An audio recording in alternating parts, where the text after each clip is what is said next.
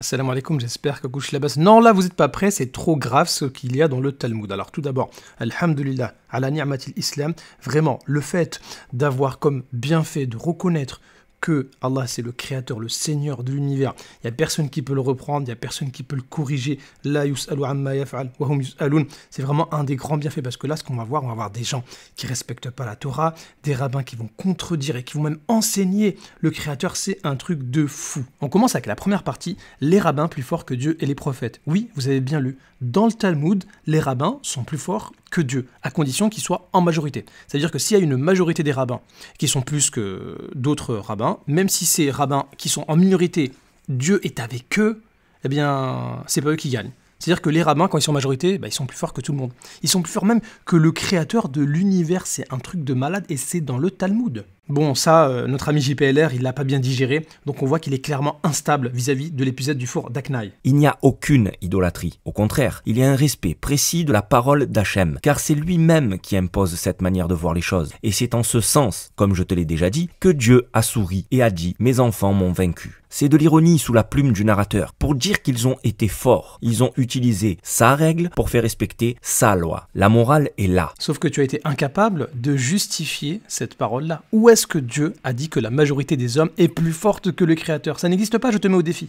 Et c'est pas Dieu qui parle, c'est un midrash.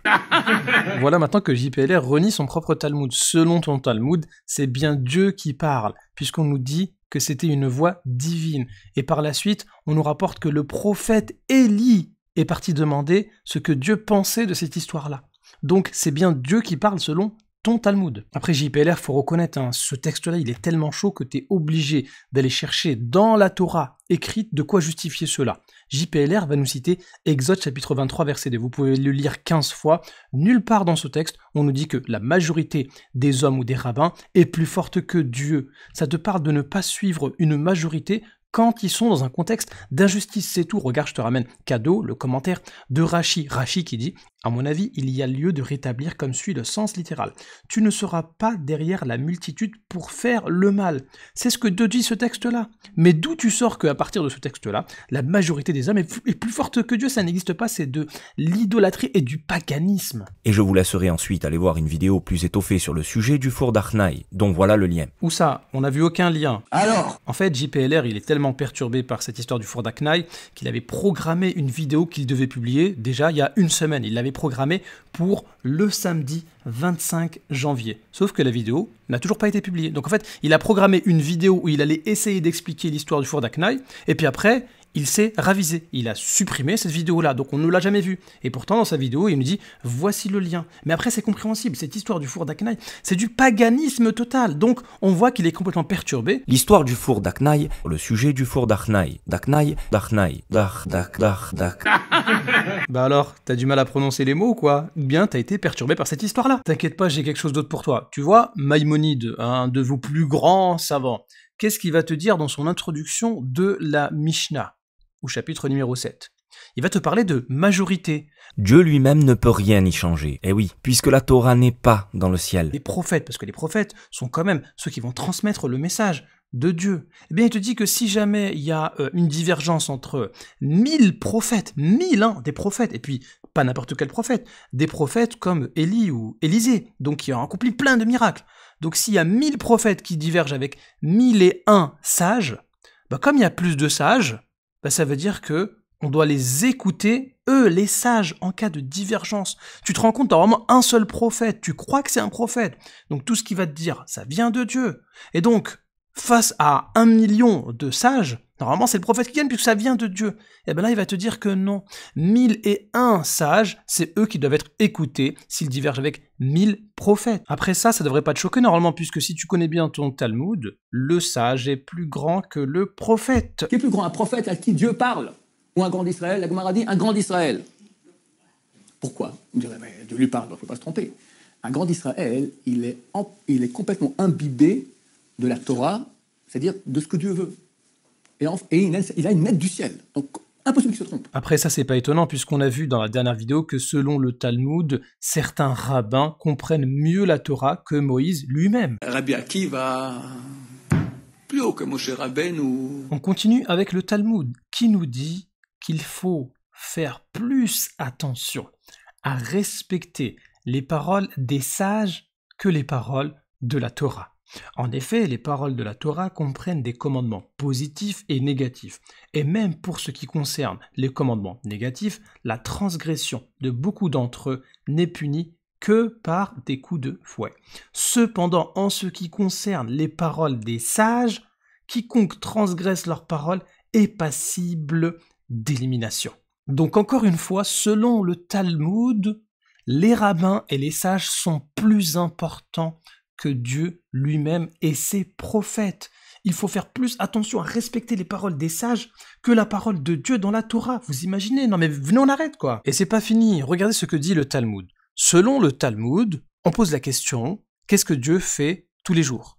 Et là, on nous dit que durant 3 heures, Dieu étudie la Torah. Alors comment ils le savent? Parce qu'il y a un prophète qui leur a dit non, les sages sont plus forts que les prophètes, donc ils peuvent dire un petit peu ce qu'ils veulent. Et qu'est-ce que ça signifie étudier la Torah? Eh bien, un autre passage du Talmud nous donne cette explication-là. On nous dit que Dieu lui-même répète les paroles des sages et des rabbins. Vous imaginez, Dieu lui-même il dit Rabbi un tel a dit, Rabbi un tel a dit, c'est Rabbi un tel qui a raison, etc. et tout. Mais c'est pas fini en plus. En plus de répéter les paroles des rabbins, on nous dit que Dieu ne répétait pas les paroles d'un rabbin, à savoir Rabbi Meir. Pourquoi? Parce qu'il était l'élève de Acher. Acher, c'est comme en arabe Acher, c'est-à-dire un autre. Et cet autre-là, c'était un rabbin qui avait apostasié. Il avait peut-être vu que, selon le rabbinisme, les rabbins sont plus forts que Dieu, plus forts que les prophètes. Il a peut-être changé de voie. Donc il a appelé Acher, donc un autre, voilà. Et donc Dieu lui-même, selon le Talmud, ne répète pas les paroles de l'élève de l'apostat. Bah oui. Et là, le Talmud nous dit qu'on va expliquer à Dieu que Rabbi Meir n'a pris que ce qui était bon de ce rabbin apostat. Donc c'est bon, Dieu peut répéter ses paroles. Et on nous donne l'image de Rabbi Meir qui trouve une grenade et qui mange que l'intérieur et qui jette l'extérieur.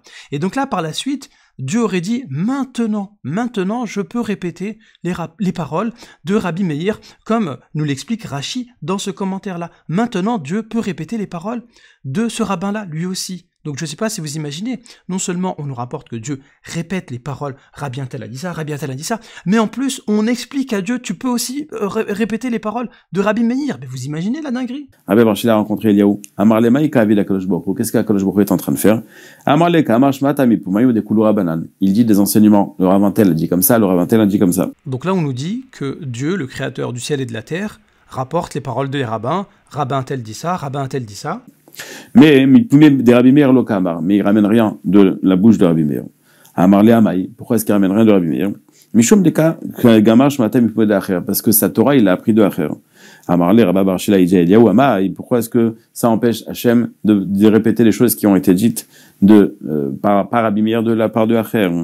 Amaï Rabbi Meir rimon matza tocho achal klipato zarak. Rabbi Meir il a vu une grenade.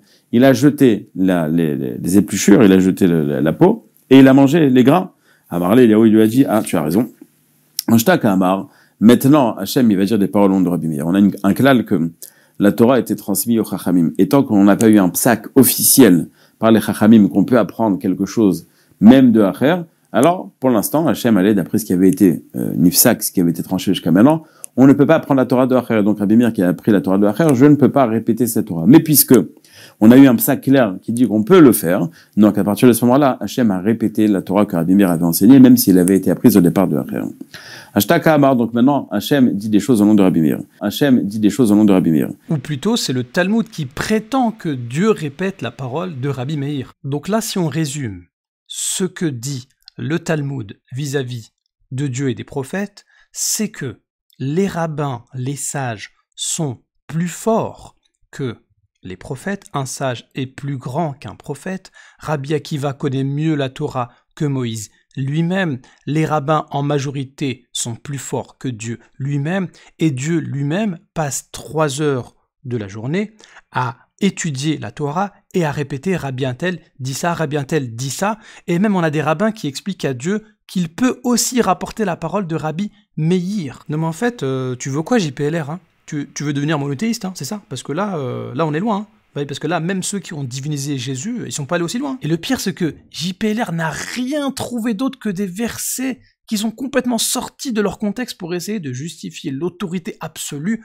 de ces rabbins. Dieu lui-même ne peut rien y changer. Eh oui, puisque la Torah n'est pas dans le ciel. La Torah n'est pas dans le ciel, donc on n'écoute plus les voix célestes, ça y est. Les rabbins, c'est eux qui ont tout le pouvoir d'interprétation de la Torah. Sauf que n'importe qui lit en quelques secondes le contexte, il va se rendre compte que ça n'a rien à voir avec l'interprétation donnée par JPLR et les rabbins. La Torah n'est pas dans le ciel pour que tu dises qui montera pour nous au ciel. Donc ce verset-là, il te dit que la Torah, elle est à portée de main, elle n'est pas loin dans le ciel. Et le pire, c'est que la suite, regarde, elle n'est pas non plus au-delà de l'océan pour que tu dises qui traversera l'océan. Non, elle est près de toi. Rien à voir avec un verset qui va dire c'est bon, Dieu ne peut plus interagir, ou bien les rabbins sont plus forts que Dieu. En majorité, c'est les rabbins qui décident, Dieu ne peut plus rien dire, ou les prophètes, etc. Ça n'a rien à voir. Ah oui, à ta place, je m'appuierai pas trop sur ce que dit le Talmud en interprétation de la Torah n'est pas dans le ciel. Parce qu'ils ont aussi dit que après Moïse, 3000 lois de la Torah ont été oubliées. Bon, on a un peu dépassé les 613 commandements. On passe à la deuxième partie, les rabbins ont falsifié les commandements. Comme on a vu dans la première partie, que les rabbins ont toute autorité, c'est eux qui décident de tout. Les paroles des rabbins sont plus importantes que les paroles de Dieu et de ses prophètes. C'est donc normal qu'ils falsifient les commandements. Et comme on l'a vu avec un exemple simple, les rabbins ont ajouté plusieurs commandements. D'ailleurs, on a vu 3000 commandements, 3000 lois oubliées après la mort de Moïse. On nous parle de la loi orale. Donc tout ça, c'est des ajouts, beaucoup plus que 613. Et lorsque j'ai cité à JPLR l'exemple de la loi interdisant le mélange du poulet et du lait, il est parti me citer un verset qui n'a rien à voir dans Lévitique. Lévitique chapitre 18, verset 30. Vous garderez ma garde. Sous-entendu que les rabbins peuvent protéger les lois de la Torah en ajoutant des lois. Sauf que là, on contredit directement le Deutéronome lui-même.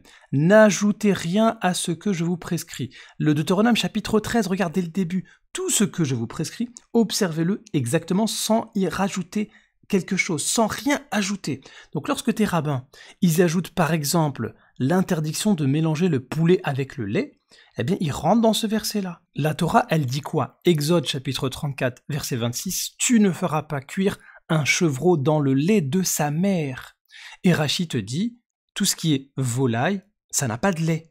Donc le poulet ne rentre pas dans cette interdiction-là. C'est un ajout des rabbins. La loi orale, c'est les rabbins qui ont ajouté ça. Mais le verset de la Torah, il te dit quoi? Il te précise bien dans le lait de sa mère. Donc ça, c'est quoi? C'est un ajout de tes rabbins. Parce que tes rabbins, ils ont toute autorité. Tes rabbins, ils sont plus forts que Dieu et les prophètes selon le Talmud. Donc tes rabbins, même si le texte de la Torah, il dit dans le lait de sa mère, le poulet, il n'y a pas de lait dedans, c'est mort. Mais tes rabbins, ils ont quand même ajouté. Donc, ils rentrent dans ce verset-là. N'ajoutez rien. Donc ton interprétation, tu ne peux pas ramener un verset ici qui va contredire un verset clair. Ta Torah, elle te dit n'ajoutez rien. Donc toi qui utilises ce type de verset pour contredire le prophète de l'islam, eh bien tu te contredis avec tes propres rabbins. C'est vrai, on ne sait pas précisément comment Moshe priait, à part quand il le devait, se prosterner, etc. Mais tu sais, on ne sait pas non plus comment il mangeait. Main droite, main gauche, est-ce qu'il marchait vite, doucement, s'il sautillait quand il marchait, etc., etc. Mais en réalité, ça n'a aucune importance. C'est pourquoi? Parce qu'on n'est pas des idolâtres. Nous, l'important, ce sont les lois édictées par Dieu. Alors là, c'est la meilleure. Le plus important, je te rappelle, selon tout Talmud, c'est la parole des sages, puisque Dieu lui-même répète la parole des sages. Et regardez-moi la fausse comparaison. On ne sait pas comment Moïse priait,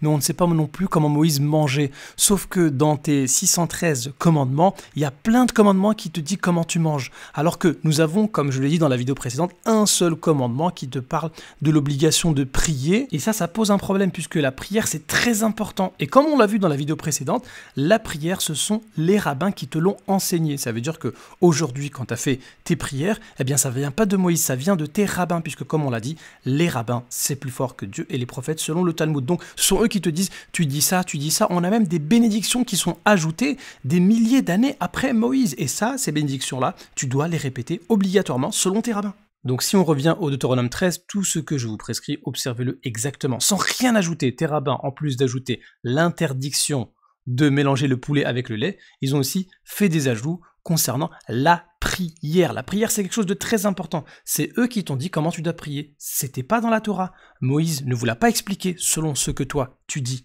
et selon ce que dit aussi le Talmud.